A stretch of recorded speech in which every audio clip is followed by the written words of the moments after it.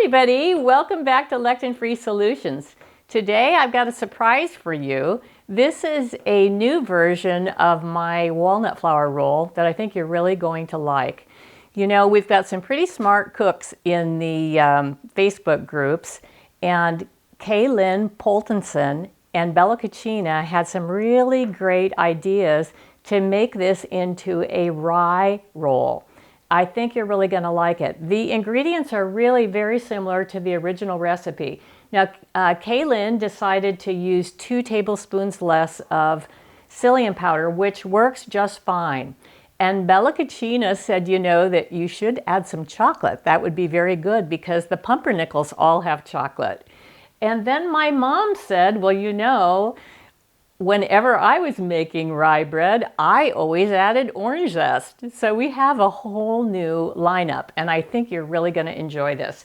So let me run through the ingredients real quickly as I put them in. I've got 2 cups of whole walnuts. I've got a ½ a cup of coconut flour, 4 teaspoons of baking powder, 8 tablespoons of ground psyllium husk powder, and 1 teaspoon of salt. Now we're going to put all the dry ingredients in with the nuts. There's no sense in doing this in 2 stages. We have 2 heaping tablespoons of unsweetened cocoa powder, and we have 1 large tablespoon of orange zest. This is the orange zest that I made last year.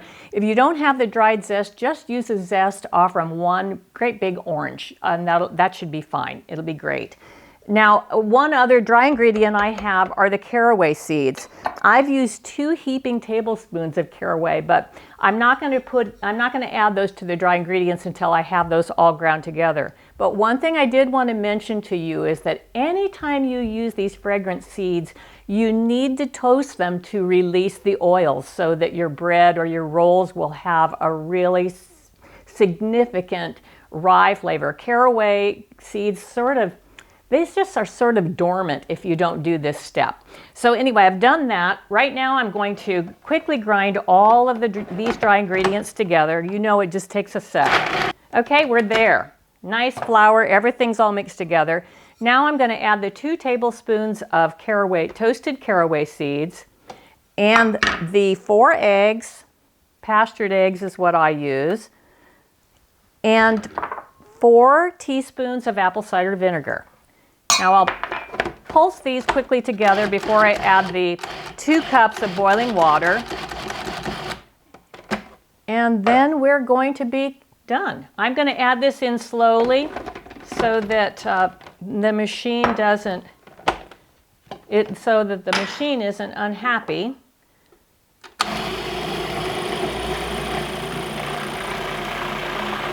And then once I get this all mixed together, I'll put it into 2 divided trays, and we'll be back as soon as the rolls are completed. I also made some of the original recipe so you can compare the texture of the 2. Okay, be back.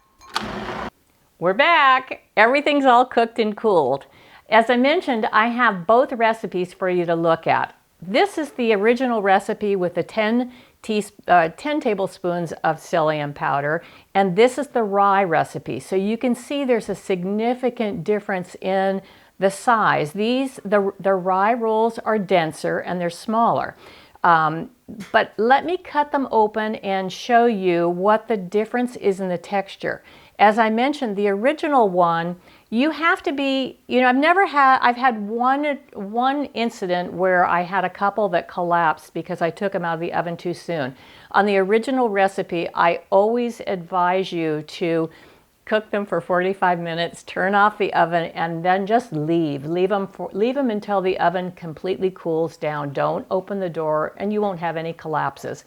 What I like about this particular recipe is it's lighter. It has a few more little pockets for things like mayo or mustard if you're going to use them for, say, a lentil millet burger, which we use them for often. Now, the rye rolls, I think, have a much smoother texture. I think they're both really great, and I hope you'll try both of them. I'm so excited that people got into changing things around a bit. It gave us a whole different type of bread, because rye bread tastes so different than the original recipe. So thanks everybody for getting involved in it. I think it's really great. All right, now let me cut into these and show you the difference. This is the original with the 10 tablespoons. And as you can see, they're larger, and they do have some pockets in them.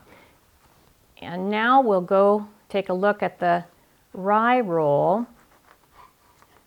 It still has some pockets, but you can see it's a denser, it's really a denser roll. They're both, the original is actually, it's a softer roll.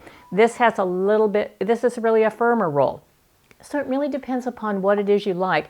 My husband toasts these all the time with his eggs, which I don't get to eat anymore. And I like them with nut butter because they, you know, the little nooks and crannies fill. But you know what? I love both of them. I can't say that I like one better than the other. I don't think that one recipe is better than the other. They're just different. So each is different, and they're both good. So give them a try, and as always, thanks for all your support. Now, one other thing before I forget that I wanted to mention is that the next time I make these, I'm actually going to try the heart defense for the cocoa powder. I think it would be a good addition and a good way to get a little bit more coffee bean extract in the food for our brains. So I'll let you know. I didn't want to do that. I didn't want to put it in for this demo because it has a tiny bit of sweetener in it. And these rolls I tried before with the sweetener and I had a fail. So for today, I didn't want to do that, but I will, and I'll report back to you and let you know, because I know a lot of you use this product. All right, thanks a lot. Thanks for stopping in, and thanks for all your support.